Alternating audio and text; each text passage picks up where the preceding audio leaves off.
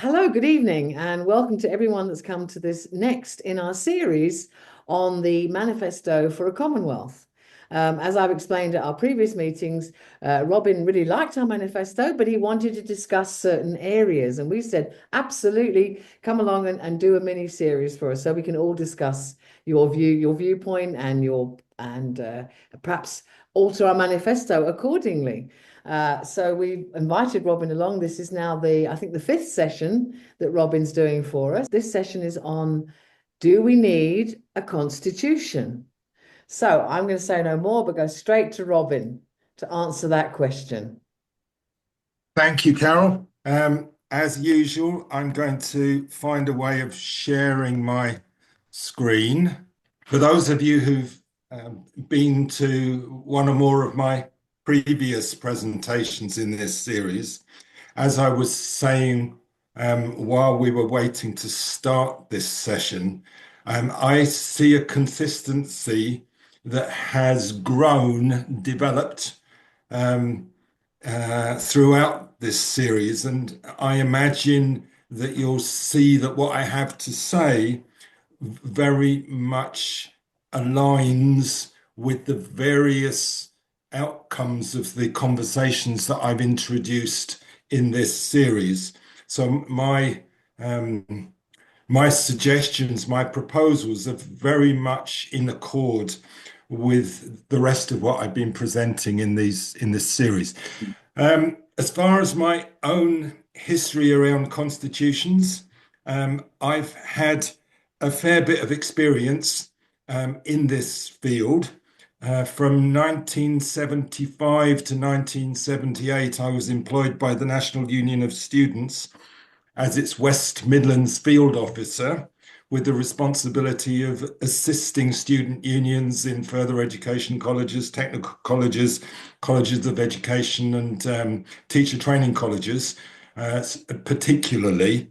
Also with polytechnics and university student unions, but particularly at the not at the high end, if you like. And one of my responsibilities was to assist those unions in formulating constitutions.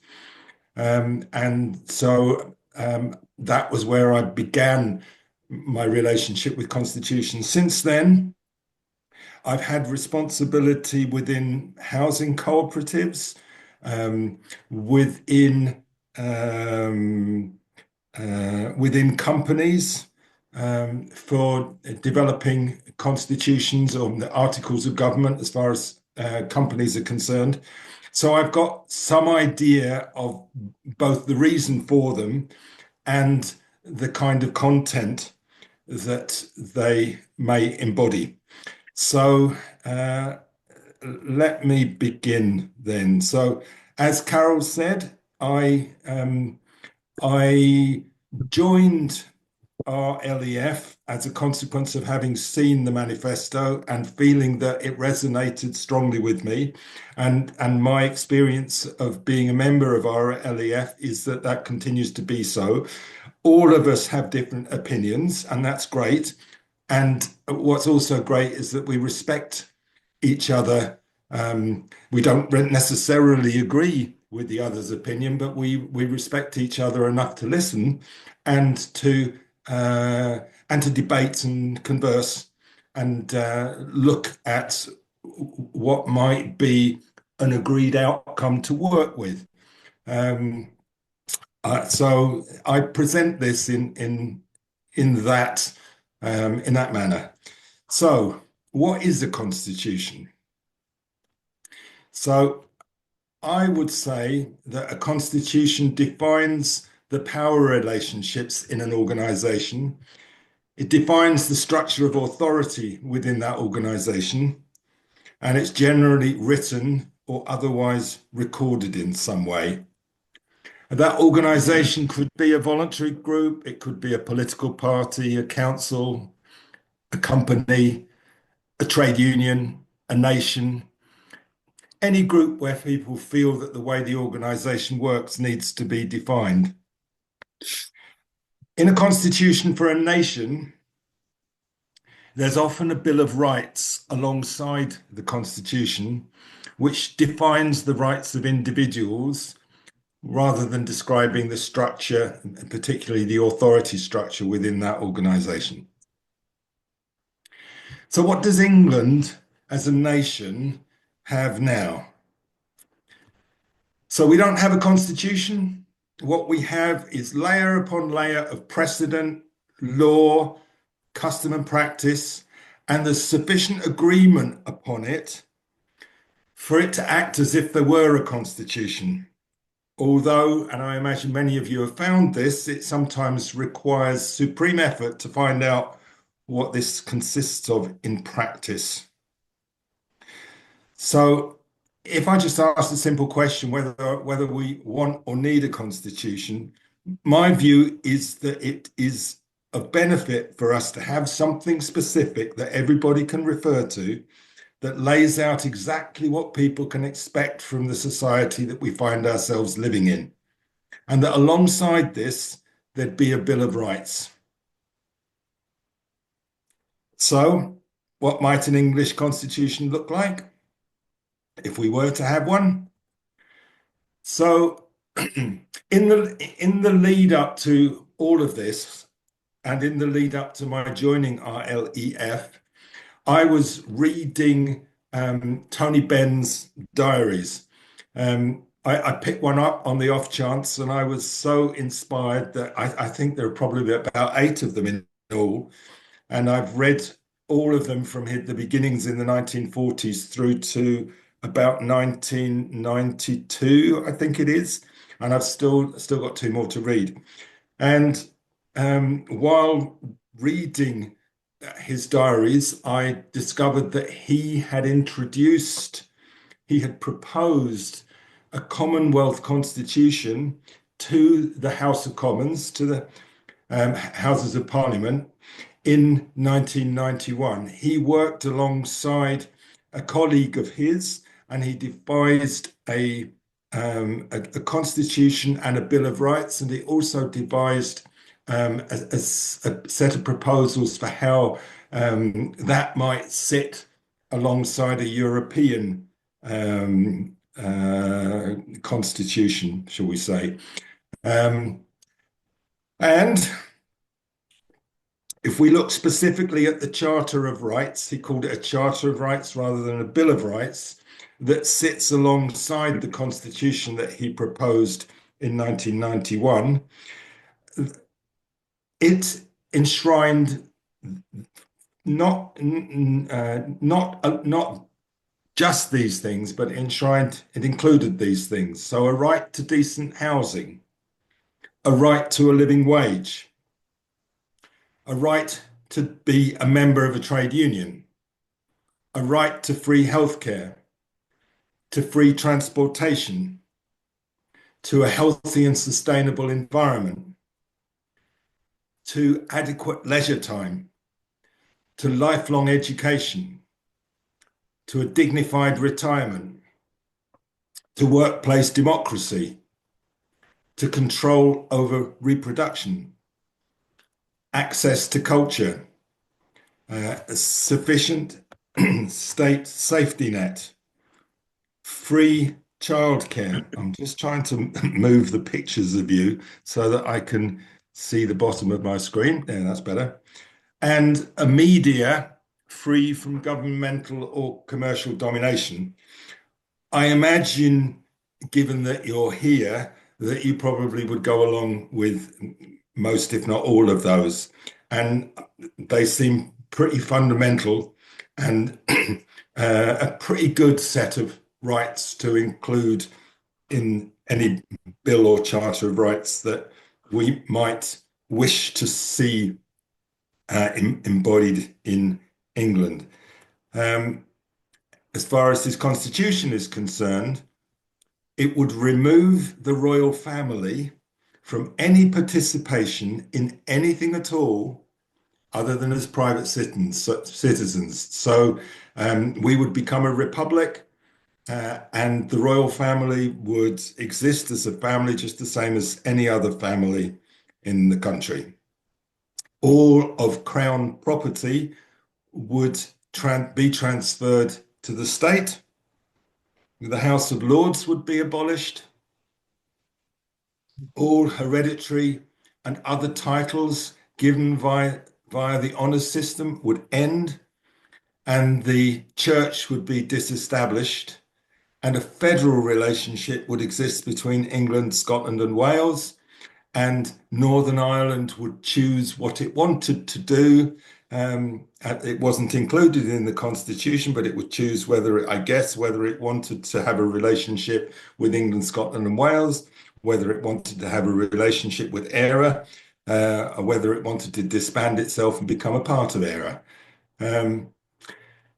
All those things, I imagine, most of us feel very comfortable about. But in my view, and this is where I suggest that what I've been saying over the past 4 sessions indicates that I have a difference with Tony Benn. And so, for example, Ben suggests that there should be a president elected by Parliament who would undertake all the tasks currently undertaken by the monarch. And I haven't really understood what that's for.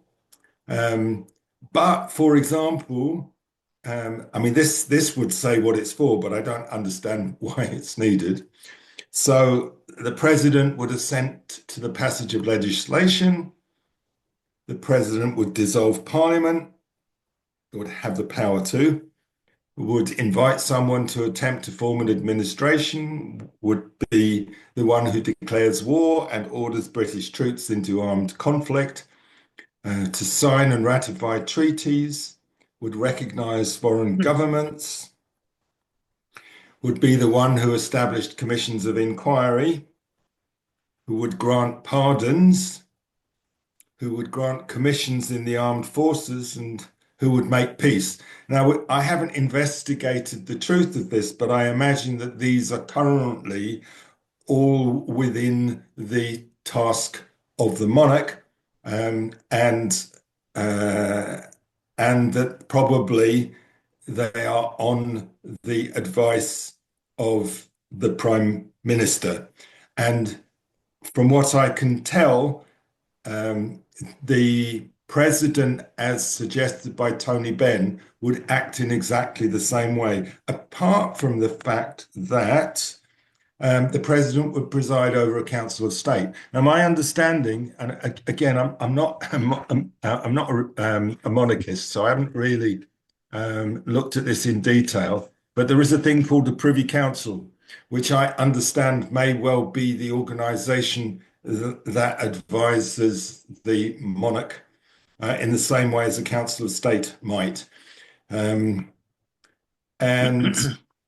as well as a president and a council of state, Tony Benn's constitution suggested there'd be an elected second chamber, which would play a similar role as the House of Lords does today, with the added power that it could initiate legislation. Currently, the House of Lords can only consider legislation that has been passed to it from the House of Commons.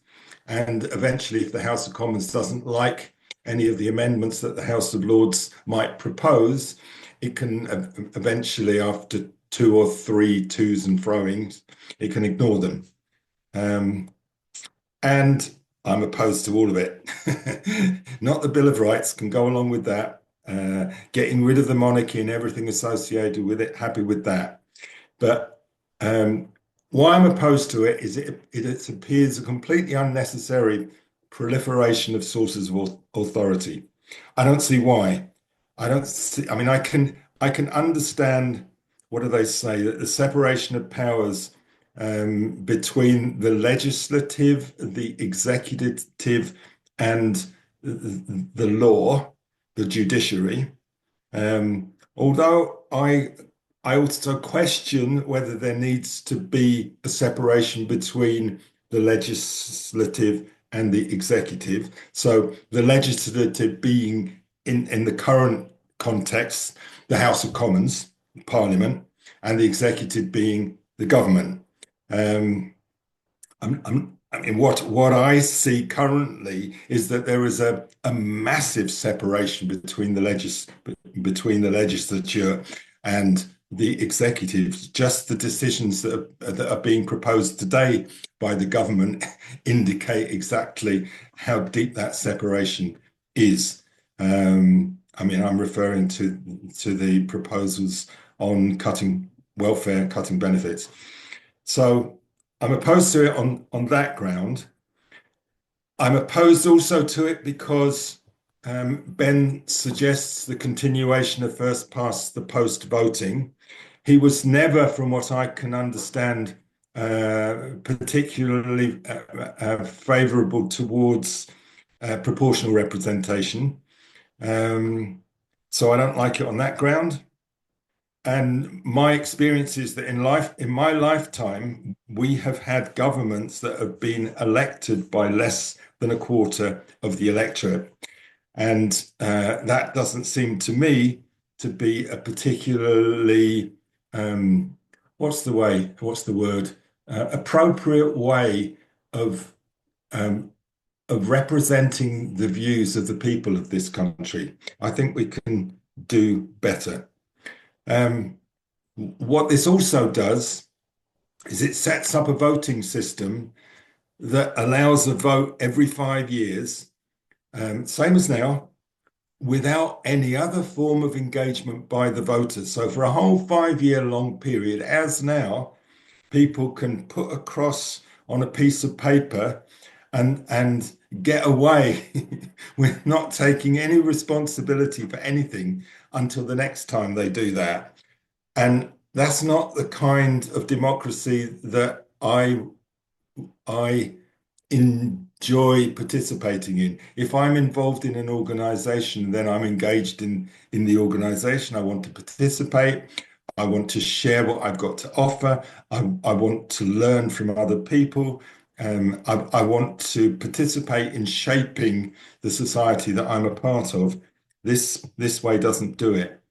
And in my view, as I've indicated when we were talking, or when I was talking about uh, participatory democracy and representative democracy, my experience is that governments become electoral dictatorships, and there's actually not a lot of difference between the government we've got at the moment and for the next 5 years, we've got a dictator pretty similar to dictators elsewhere in the world. How do we influence? How do I, as a single individual, influence this lot? Not a lot of opportunity. I mean, I'll do what I can, but I still don't think there's a tremendous amount of opportunity. So, what might be the alternative? So, for me, there wouldn't be a president. There wouldn't be any first past the post elections. There wouldn't be any adversarial parliamentary politics, as this leads to dictatorial governmental power. So I'll go further, and I think the best thing is for us to debate this when I've finished, because I think this is the thing that is probably the most radical of what I'm suggesting this evening. So I don't think there should be any second chambers or any other competitive sources of authority. And I don't want any elections that allow people to cast votes without any engagement, without any active participation in the political process, and without taking any responsibility for their choices. So in practice, and I find this fascinating. The day after I wrote this, I noticed, I don't know how true this is and how profound this is in reality, but I noticed that I got some news in on one of the feeds that comes in suggesting that Jeremy Corbyn had supported the formation of a political party by the group called Assemble, Um, and that arose out of a people's assembly that took place in Southport, I believe it was earlier this month, where they are proposing a nationwide political party that works through people's assemblies. So the kind of synchronicity of this I found fascinating. Anyway, so my proposal is that assemblies are held of all. I mean, this is still to be devised if it were possible and if we wanted to go there, of all residents and of all workers in workplaces in a particular given geographical area or a given company or a given whatever, but wherever people live and work together, and maybe we can find other contexts within which groups of people coagulate, and assemblies would be held at regular intervals. Could be weekly, could be monthly, could be 3 monthly. And these assemblies, in my view, can propose whatever they please about whatever they wish. And my view is that they must do so consensually. And this is where, in my view, the learning is huge for people to be able to listen to each other and also to express themselves with such, what is it, humility that that they don't just set off reactions to each other, set off opinions and beliefs that get thrown around um, um, with the attempt to browbeat somebody into a particular set of opinions. That's not the kind of politics or deliberating that I wish to participate in. That's what leads to adversarial politics. That's what leads to conflict. That's what leads to votings. That's what leads to majorities and minorities. So I am suggesting that there be sufficient education and support available in ways of deliberating such that reaching consensus becomes a natural and logical and relatively easy process. That's the work that I believe needs to be done to make all of this possible. And each assembly then discerns, and I use the word discern, it's not so much chooses, because discerning is a process where people reflect together on what qualities they're looking for in a representative, what qualities are embodied in the people present in that assembly.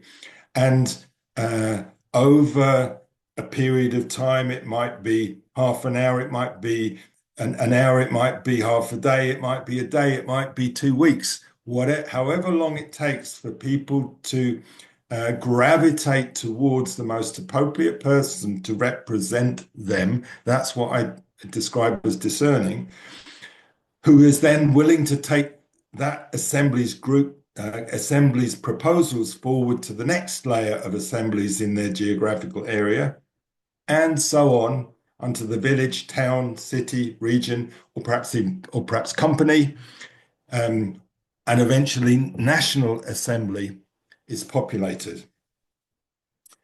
And to support this process, I would, I think everybody who's at work needs to have paid time off to participate in this, just in the same way as I was paid time off when I was a trade union official. I was a chairman of the union in my bus garage for a number of years, and once a week I was paid a day off to be there for the bus drivers and to attend to any issues that they wanted to bring to my attention.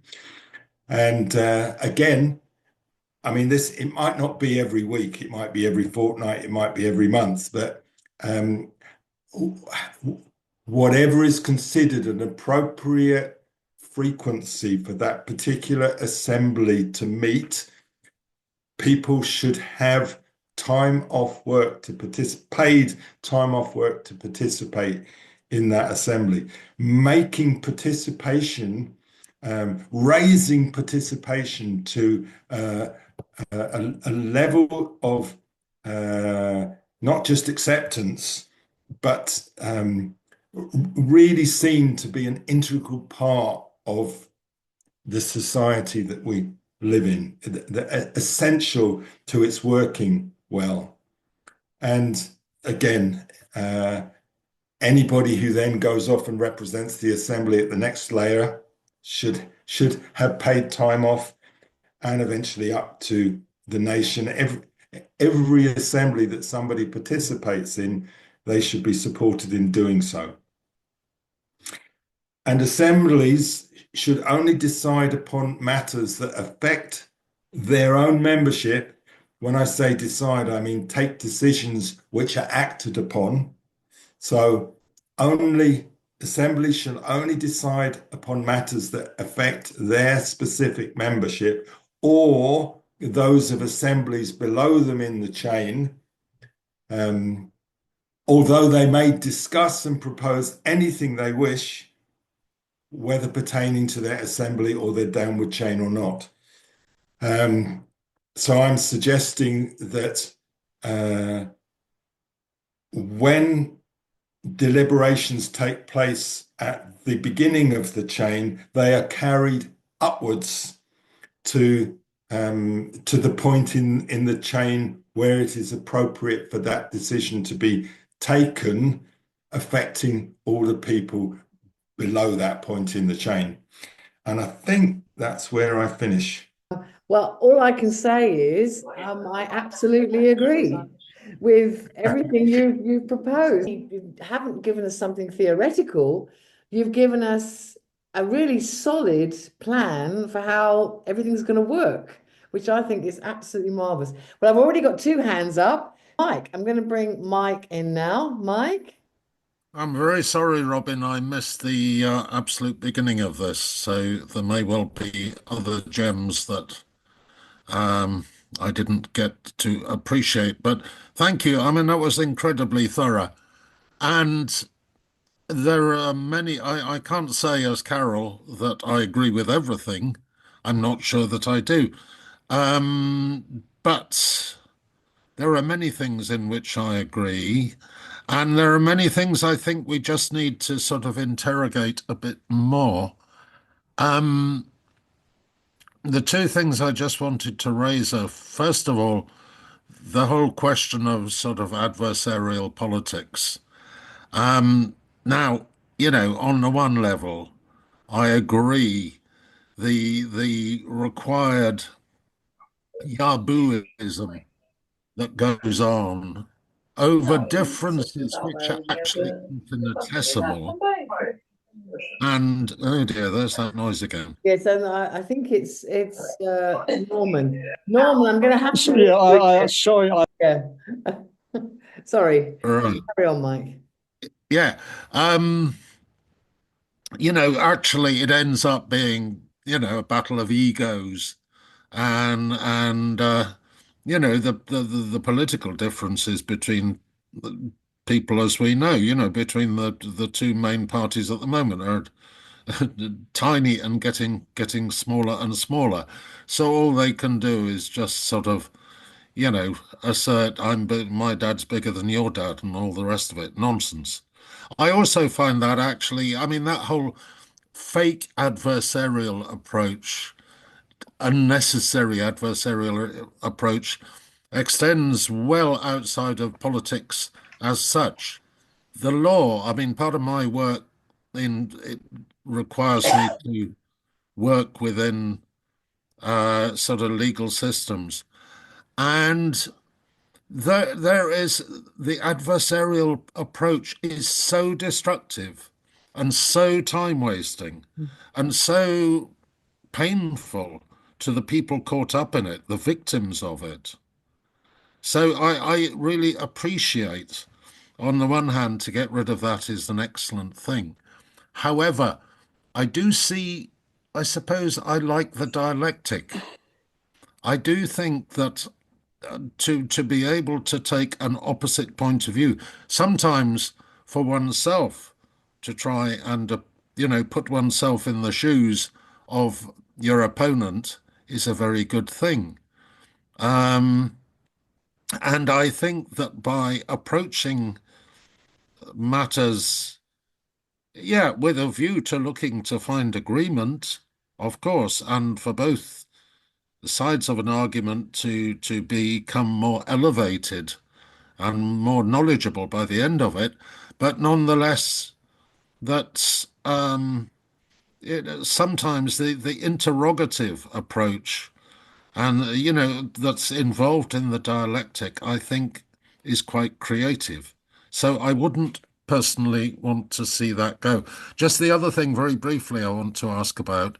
You said at the end about, sort of assemblies basically not taking decisions above their pay grade, for want of a better way of putting it, beyond the things that immediately affect them.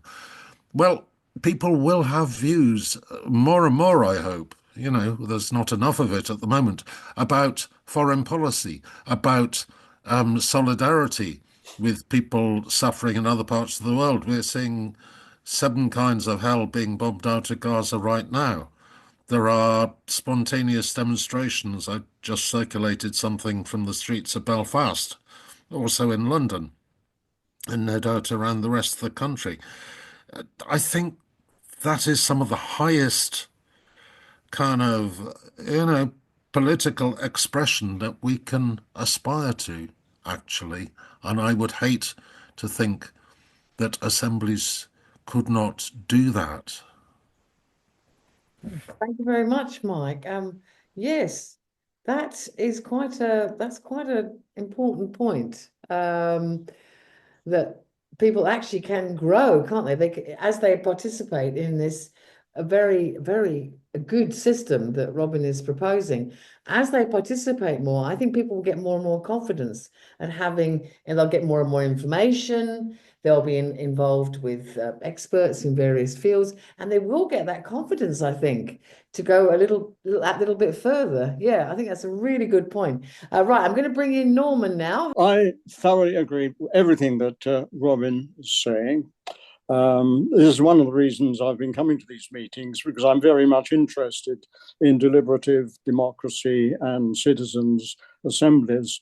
And I also received the information about Southport and Jeremy Corbyn's starting something up there. It's also going on in other parts of the world. Rojava in the Kurdish part of Syria, as I understand it, has been something going on there for some time, and difficult to find in detail exactly how it works. In more detail, Taiwan has apparently got it into their constitution, and they're apparently developing this. But where do we start? I think in UK, I would suggest that the place to start with is the education system. I think the idea that all citizens should play a positive part, a positive role, and not only a theoretical one, but a practical role in the government of their own country should be a central part of our system of education, which it is not now. At the moment, all we have is citizenship lessons, which apparently are not particularly effective way of going about this. But there is one school that I understand it. I think it's called the XP school in Doncaster, secondary school there, which is working along these lines. So what I would say is we need, I think, to look at our education system as being the starting point for change in UK. Thanks very much. That's all I have to say. Thank you. Thank you very much, Norman. Yes, imagine if we could get consensual politics into schools. How marvelous would that be, that classes can come to a consensus? Yeah, very, very good point. Peter, I'm going to bring Peter in now. as usual, Robin, that was a smashing presentation, and it's there's a lot to think about. I don't agree with everything that you put forward. But yeah, I find it very interesting and a lot of food for thought, because obviously it's not the normal way that we on the left and in the trade unions deal with these questions. So yeah, well done, Robin. Couple of things. Tony Benn did a valuable service in producing what he did and taking it to Parliament. But the problem with Tony was that he was welded to the parliamentary system. He actually worshipped the parliamentary system.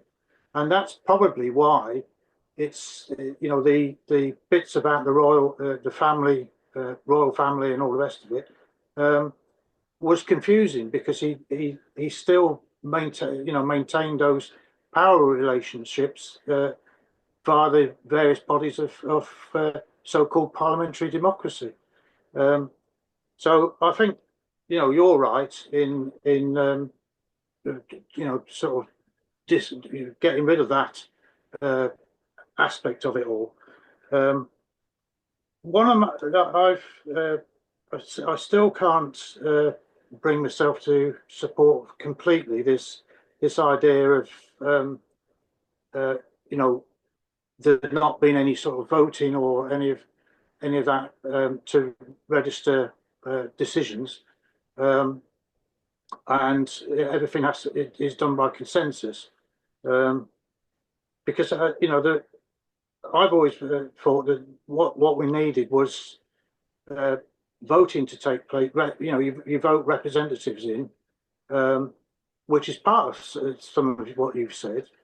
That they then go to the higher body, as you term it, and they argue and vote for the whatever the policy is that they're gone there to support. And the crucial part of it is that representatives actually are recallable. So if they do something that is not what they agreed to, the body that sent them there can actually recall them and choose somebody else. But I don't. That's the problem I have with your stuff, Robin. Is that how do you do this consensual stuff? Because how do you get around the fact that you've got to make decisions and you've got to argue? The other thing is, just as an aside, I've written down here compulsory voting, because there are countries in Europe that you have to, everyone that's on the electoral roll in that country has to vote. They get fined if they found not to have voted. So that again is a one way of dealing with things. You can actually force people to take part in the representative democracy. But I wonder whether we would actually want to enforce that sort of thing. That people get fined or jailed or whatever because they haven't voted. Thanks, Robin. Thanks very much. Can I come back on these three? I know Jennifer's got her hand up, and I really want to honor what everybody's said and be able to respond to it, and be able to do the same with Jennifer when she has her. Can I do that? Absolutely, yes. Jennifer, I'm sure Jennifer won't mind coming in after you've dealt with the other people. Thank you. Yeah. So I really appreciate where everybody's coming from, and I do have things to say to most of these points. So the thing about adversarial politics, in my view, is that it is the appropriate form of decision making, if you like, in a free market, competitive economic society. It doesn't surprise me that we have adversarial politics in a alongside a competitive economy. And it seems to me that competition is at the heart of the economy, and competition is at the heart of the politics as well.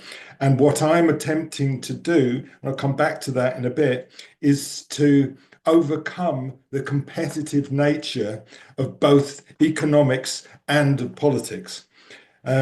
So I've had experience of the law, Mike. I recently am absolutely ridiculous. I should never have let myself get involved in it. I lost £49,000 in losing a case over, can you imagine it, over a piece of land worth £500. It's absolutely outrageous.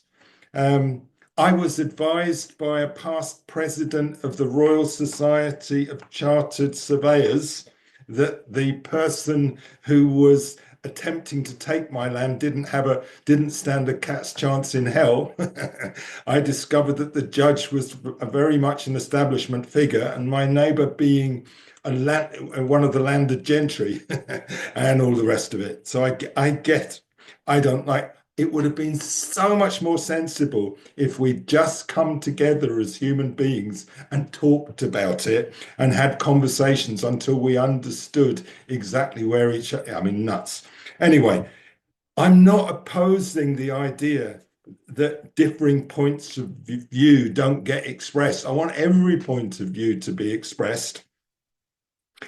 What to me is the way that I would suggest Assembly's approach an issue is to do a number of things. One is to give everybody the freedom to express their point of view, however differing it is.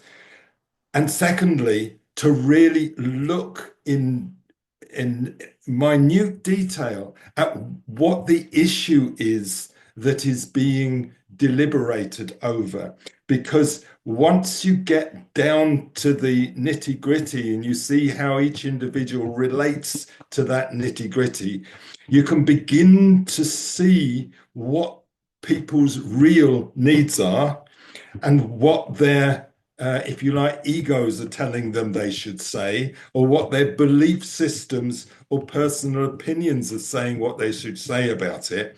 When we know that over a period of time, all of this is going to come out in the open, we will eventually say, okay, yeah, I understand where you're at, where you're coming from, and I can see what it was that I was stuck on that made me hold this position, and so on and so on and so on. Consensus becomes possible. It isn't possible where people are determined to stick to an opinion without any reference to what's really at issue. So it's need, for me, that needs to rise up to the surface in any of these conversations. I also agree when you say that that an assembly at whatever level it is should be able to express an opinion above its pay grade. And I did say right at the beginning that every assembly should be able to discuss and propose anything it wants about anything it wants, but it can't take decisions for anybody other than its own membership. So it can send its representative, if you like, with a whole bunch of opinions that it wants to take up the pyramid. And when they get to the appropriate point, then the decision that can be taken to do whatever. But if you like, at the in inverted commas, lowest level.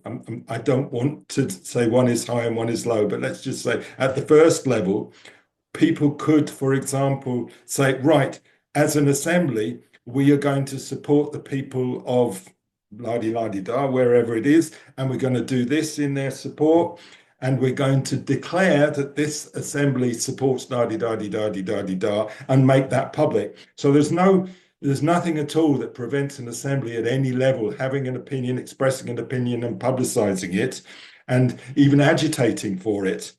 But that it doesn't have a right to demand that anybody other than the people within that assembly actually act upon whatever opinion that it signs up to.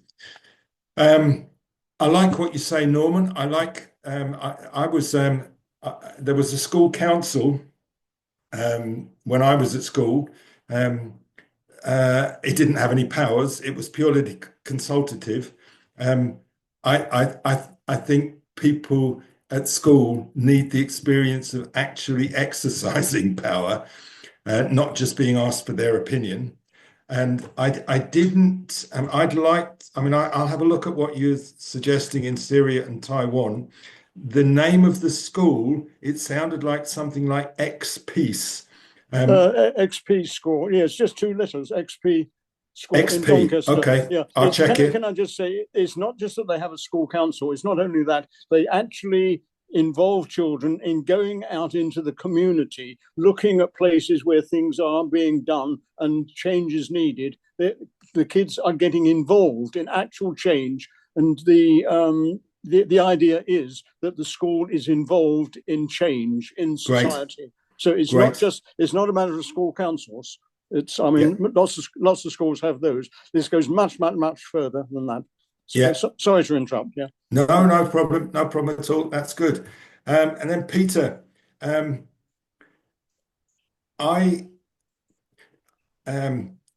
is nothing at all to prevent somebody who is representing an assembly from being recalled if they do anything or agree to something that the assembly hasn't signed up to or doesn't wish to sign up to. And I would say that my preference is that whoever represents an assembly isn't a delegate in the sense that they are instructed to, if you like, vote for something, because that will mean that consensus at the next level isn't possible, because you'll have different people voting for different positions and saying, I can't talk about this because I've been mandated by my assembly to go for this. I think it's really, it's absolutely appropriate for an assembly to be very, very clear about what it wants and what it doesn't want. But what it needs to do is to choose somebody that it believes can best represent its views and whom it can trust to participate in a process of reaching an agreement at the next level without mandating that person. The level of, that's why I talk about discerning somebody rather than choosing somebody, so that what is handed over to the representative is trust. And the level of trust that exists between the people in the assembly and the person who represents them is at a level where they can be trusted to do whatever is in the best interests of their assembly members. And it has to be, there has to be an immense amount of trust that is generated within this way of doing things. And I'm up for that. I like to be trusted. I like to be able to trust other people. It's part, for me, of this whole way of doing things. And there was something that you said. You said you've got to argue. You got to. I don't think we've got to argue about anything. I think we can share ourselves freely, and then look at what each of us has shared and evaluate it and discuss it and if we come from a place of humanly wanting to meet each other's needs, we don't have to argue. We can actually talk and discuss and deliberate and reflect without getting into argument. People do, and I'm sure that I do too, but I don't think it's a have to. And as far as compulsory voting is concerned, I would say compulsory participation is maybe something that is appropriate. But as you can tell, I'm not into voting, so I understand, and maybe within the current setup, compulsory voting is an improvement upon people not voting. I just want to go. I want to go. I want to say magnificently further than that. Okay, I'd like to hear from Jennifer and from Steve. I wanted to build on the point about the role of education, because I do think it's very important that children see modelled a behaviour that is going to be applicable later in life to the kinds of things that Robin is talking about. And I actually think that that is happening in primary schools. Very often these days, children are asked in primary schools, we want you to work as a team on this. We're going to give you a problem, and we'd like the four of you to go away and talk about it and come up with your ideas and maybe your answer if you come to one. So I think the possibilities are there. I think the problem is that as you go up the age ranges, so life becomes more competitive and sometimes intensely competitive. Yeah. And that's an inevitable product of our exam system. I mean, it was very competitive when I was at school. I mean, even at primary school, you covered your work. You didn't let other people see what you were doing. You didn't say to the person next to you, hey, I've just discovered this way of doing this maths problem. Have you tried it? Or, that kind of thing. And of course, when you got further up the school, discussion was about putting the smartest point forward, really. And that takes us forward to what we see modelled, perhaps the ultimate model for Parliament, the Oxford Union debates, where you are scoring points and you hope to win at the end of it. And that's a very destructive model of an adversarial approach that I don't approve of. So I think it's important that we build on what happens in good schools, particularly at primary level, and hope that that kind of teamwork approach is encouraged all the way through the school. And I think it is actually in most schools, but I worry about academies where individual achievement seems to be prized above all else. And it's very much the individual who is the focus of attention. So I just wanted to say, I think education is the way forward. If we have people who are experienced in working together in teams to resolve problems, then we have the basic building block for the kind of thing that Robin's suggesting. Thank you. Thank you very much, Jennifer. Absolutely, spot on there. Totally agree with what you said. Steve, I'm going to bring Steve in now. Yeah, I was going to say a slightly different point. I'll come back to that, but I just want to add to what was being said before. So I think that we don't live in a democratic society. But we have elements of a democratic culture. We learn bits of democracy, we learn aspects of it.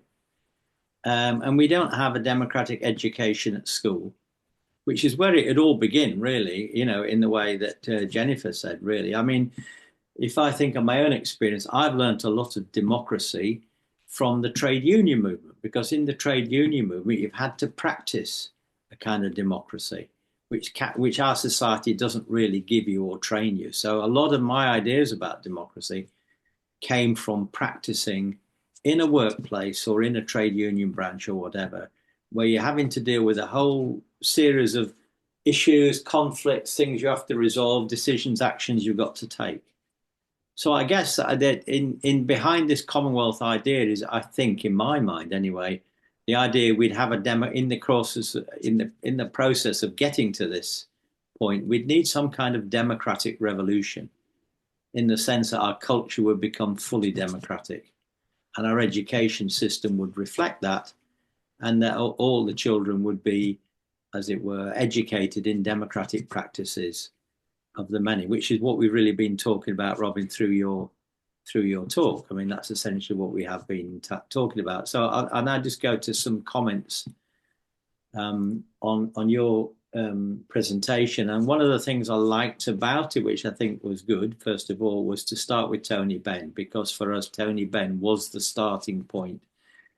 Tony Benn's contribution is not known about generally in the left. People haven't spotted it, don't know much about it. And one of our things was to make that more widely available to people, which is what you did in your, that was a good contribution. And I would like to think other people could see your what you said about Tony Benn. And quite rightly, we're not following Tony Benn. We've just taken it as a point of departure, because if you look at the manifesto, it's different from what Tony Benn said.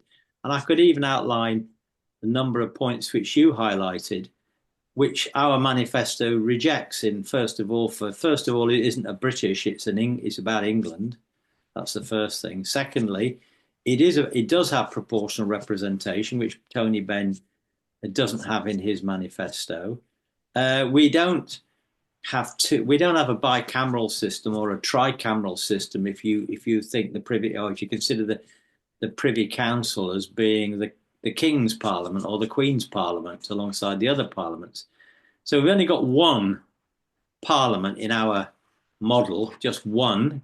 And I like the point you made, I think, at some point. We don't want all these different interacting things, just confuse everything. We just basically get rid of the House of Commons in the ways it works and have a new parliamentary system elected in a different way, which is covered in the manifesto. In point 8, it says there shall be a single chamber lawmaking parliament for England, elected annually by proportional representation, with representatives accountable, subject to recall, and paid the average national wage. And it should be located in the middle of the country, like Birmingham or something like that, not just everything centered on London. So that's I think it's important to both understand what Ben is telling us and really understand what he's saying, and then have a critique of that. And I think what we've suggested is better than what Ben was saying politically. Although he's more detailed, his law is more detailed than ours. But anyway.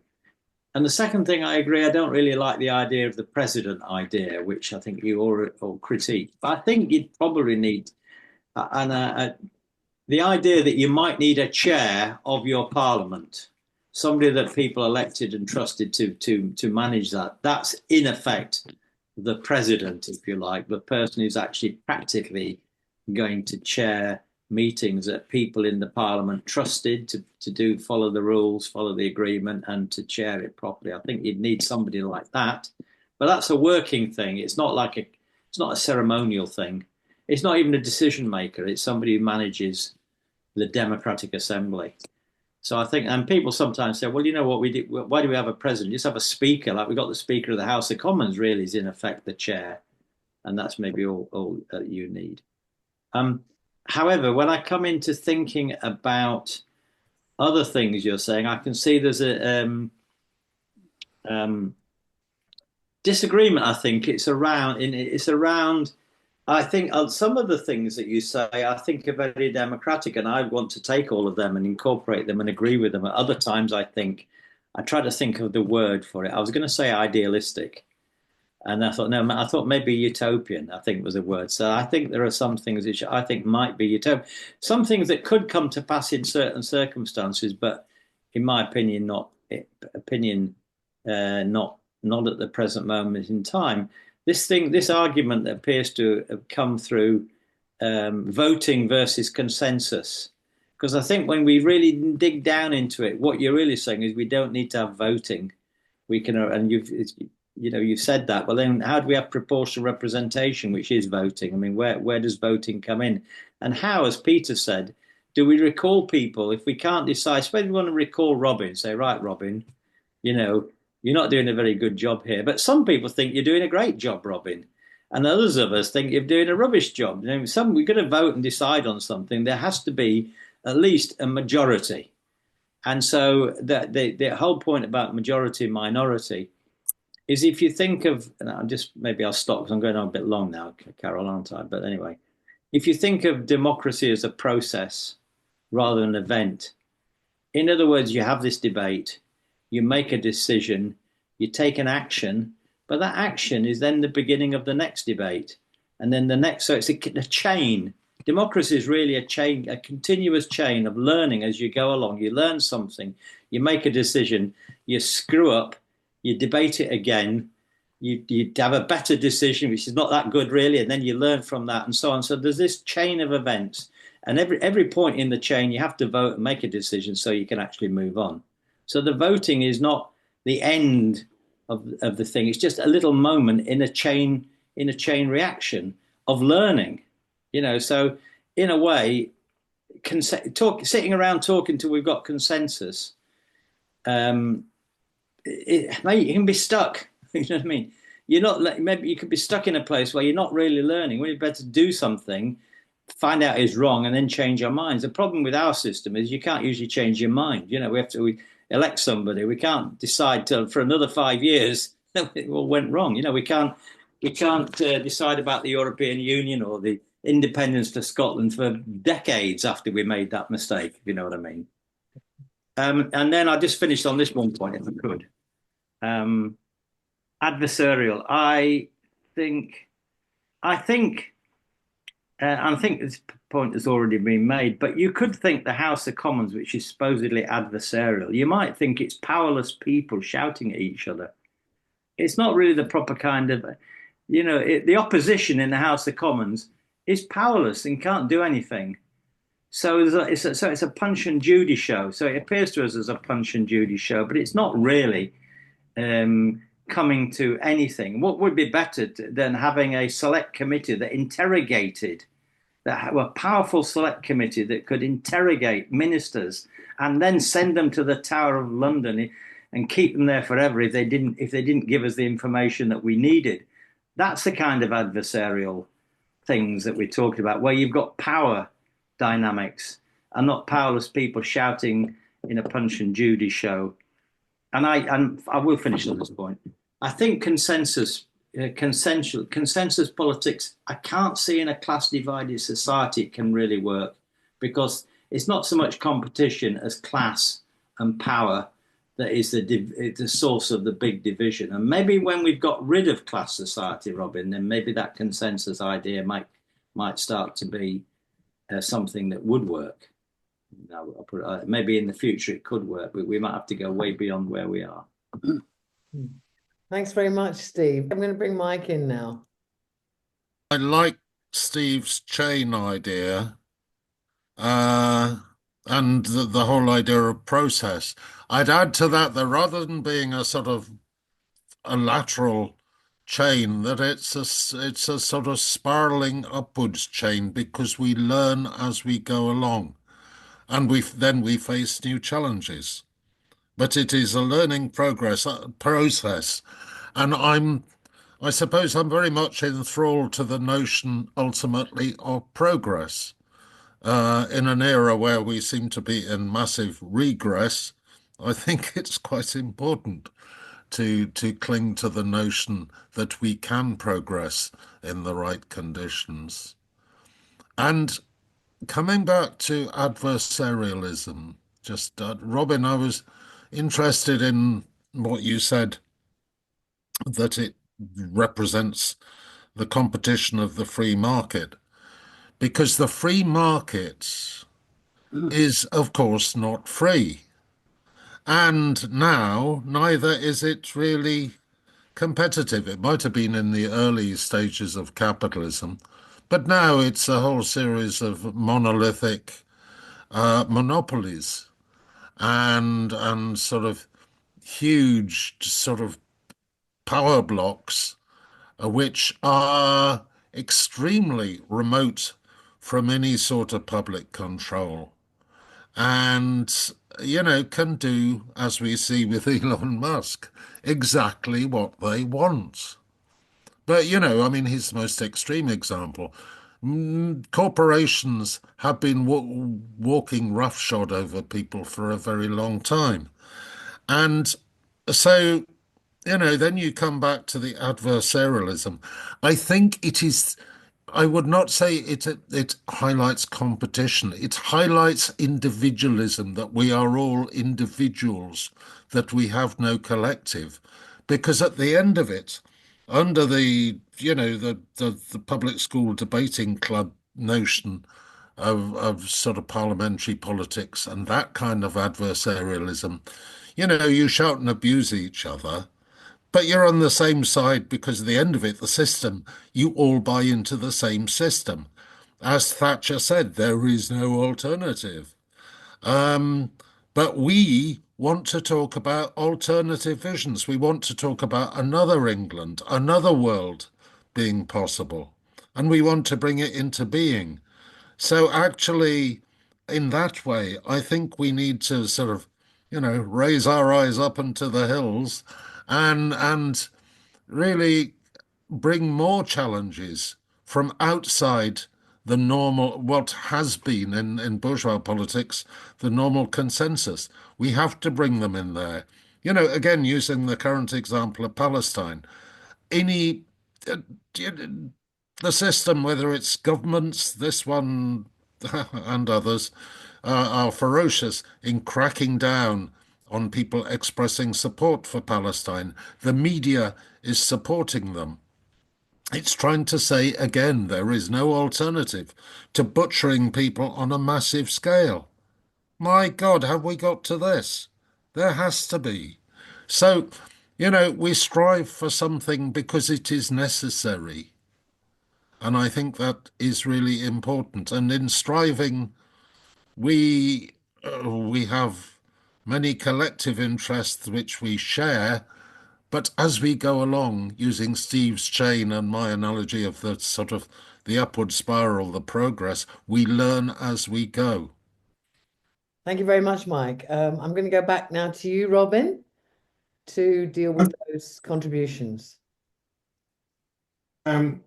So thank you, Jennifer, for highlighting the importance of education, as did Norman. I can remember at school, I went to a grammar school, so there was competition even at that age.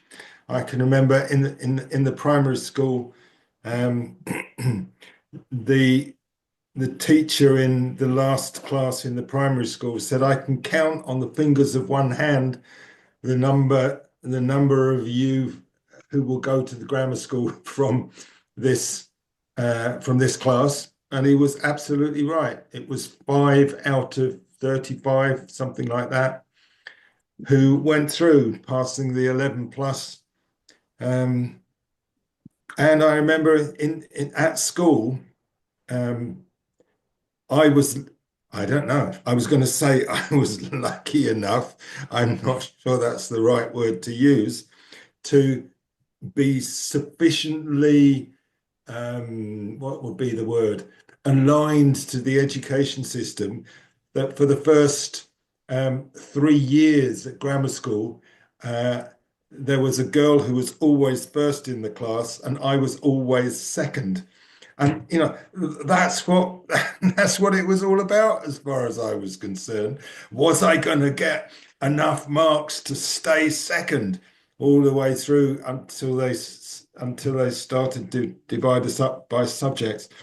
Being top of the class. I mean, I think unfortunately, while I'm sure you're right and I've seen it, there is some really good collaborative teaching at earlier ages.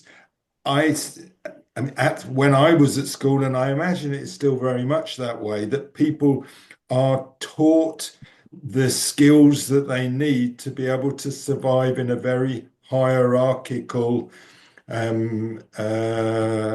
setting when they go to work, where they probably have to compete to get the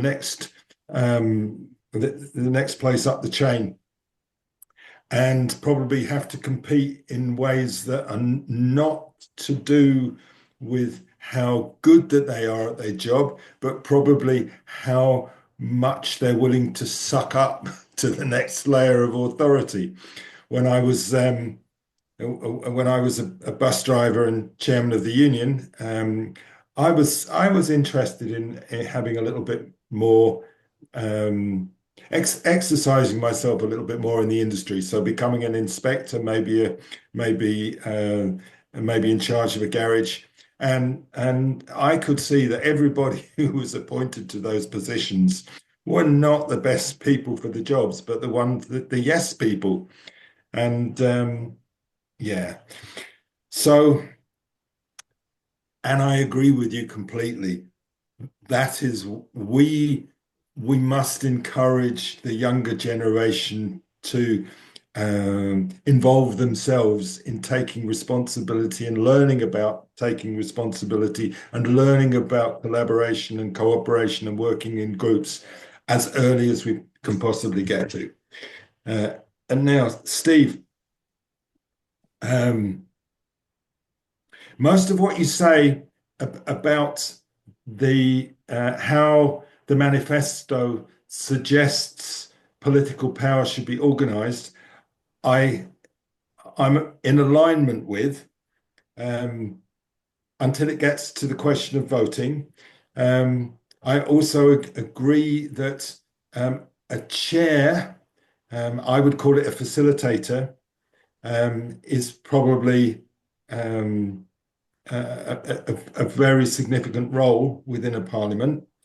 You describe my vision as utopian, and I can get that what I'm suggesting is not something that we can expect to be implemented in the immediate future. It just would not resonate sufficiently to be achievable within the near future.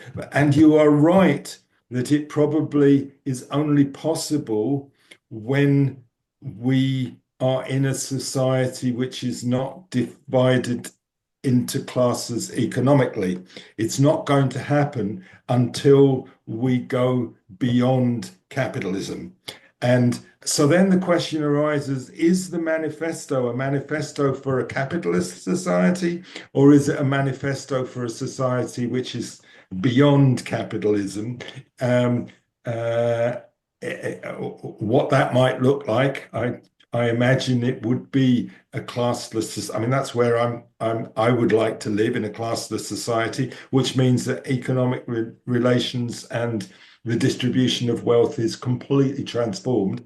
It would require that. So I don't like the term utopian, because that suggests pie in the sky. What I can go along with is that it is, and what I like about it is that it is an objective, and I think that the manifesto should suggest an objective with which we would be comfortable living in if we were able to get there. Now, it might be that the manifesto that RLEF is proposing is a stepping stone in that direction rather than the goal. And it may well be that what I am proposing is the goal. And I think that the planet is ready for the goal.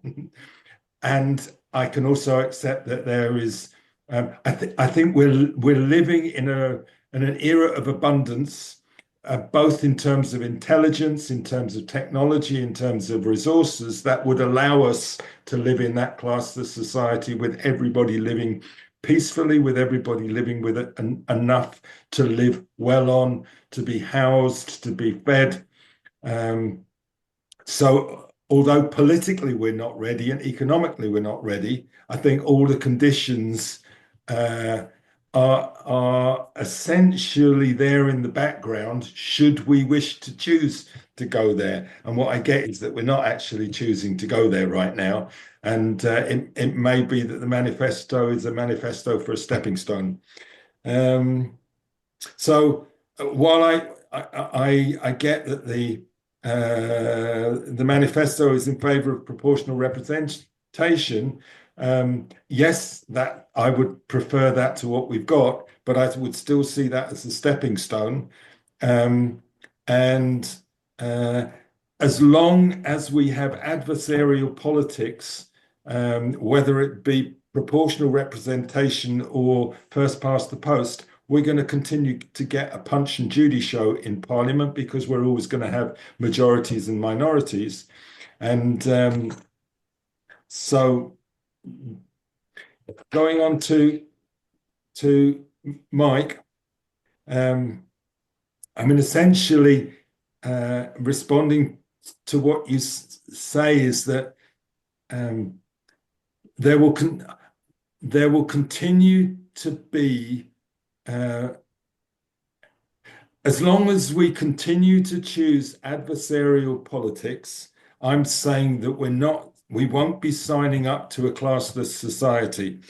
And I mean, as you can see from what I talked about in the first two sessions around the free market, around the ownership of land, I favour the transfer of ownership from the tiny minority to the mass of the population in one form or another. So I guess, although I've not been a communist for the last 40 years, I've always been a communist with a small c, and I continue to be one. And at this time in my life, I'm really looking for what are the practical steps that we need to take to get there. What would it look like, and what are the practical steps that it would take to get there? So, as a result of all of this, all of what we've been doing here these last 8 weeks, I am picking up on manifesting a People's Assembly in Lowestoft. That's my task for the next 2-3 years, to see what we can manifest here. I don't think it's going to be an easy task because I think we have to experiment, we have to learn from experience, and we have to learn from others how it's done. And I noticed that the organization Assemble has a series of training videos, which I'm going to take a look at. So I guess where I'm looking is probably decades in the future rather than years in the future. And maybe the manifesto is something I worry just a little bit because I think it might be too social democratic for me. And it might be too reformist for me. And it might be that it's suggesting a level of comfort with a capitalist system because it seems to accept the political version or if you like, the capitalist version of representative democracy, rather than looking beyond that. I see we've got 3 minutes to go, so maybe that's a good place to end. I have to say, yes. When I first heard Steve's ideas about a republic and a democratic republic, I thought, wow, this is really radical. And now that I've heard your ideas, wow, we're going another step further. And I really like what you say. I like the vision that you're bringing to this. But as I think Steve is right, perhaps we're not quite ready for that. It'd be wonderful if we were. And I think with Jennifer and Norman talking about education, that's probably where it's got to start. Our education system has to change, and we have to see a lot more consensus in schools. And then if children are used to it in happening in school, then they'll hopefully demand much more of that when they leave school. So I think the people who've been talking about education have probably hit the nail on the head. But I think your vision is marvelous, and I hope that it isn't going to be decades before we get to the kind of society that you're describing to us in these talks. So thank you very much indeed, Robin. I think once again it's been a very good lead-off talk, and it's really shaken things up and made us think about where we're going and where we want to be eventually. So thank you very much indeed, Robin, and thank everybody for coming this evening. The questions and contributions have also been excellent. And so as we draw the meeting to a close, I thank you all, and I wish that you enjoy the rest of your evening.